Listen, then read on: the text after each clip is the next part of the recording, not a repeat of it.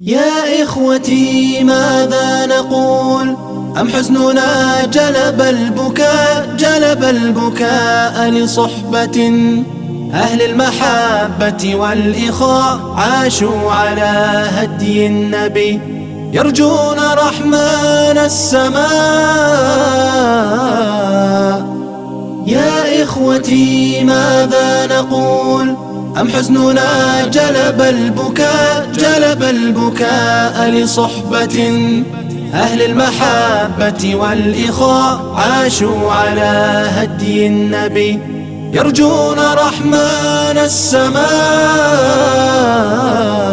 يرجون جنة.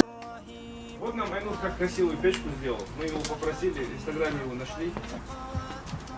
Он приехал за месяц. И вот такую красивую, хорошую печь нам сделал. Будем здесь готовить шашлык, будем здесь готовить плов, рыбу здесь коптить. Здесь можно горшочка мясо поджаривать. Можно здесь картошку запекать. Короче, будем приглашать гостей. Бешмарма, короче, мясо, курицу, гуся даже делать можно. Толик, Алик, ты давай научись все это делать. А я буду гостей приглашать и будем вместе их кормить. Печь хорошо получилась, Айнур, спасибо большое. Спасибо. Главное, чтобы дым сюда не выходил, в наружу. Нет, все нормально. Да, домоход. А Малик будет обслуживать гостей. Иншаллах. يا إخوتي ماذا نقول؟ أم حزننا جلب البكاء لصحبة أهل المحبة والإخاء عاشوا على هدي النبي يرجون رحمن السماء.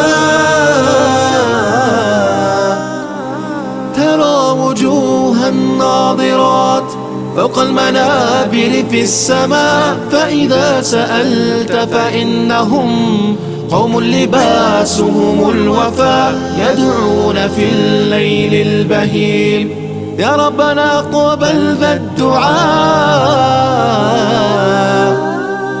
الله أكبر يا رجال، الله أكبر ماضياه، الله أكبر وفدها دمي وروحي وماليا، الله أكبر راية تمضي وتخفق عاليا.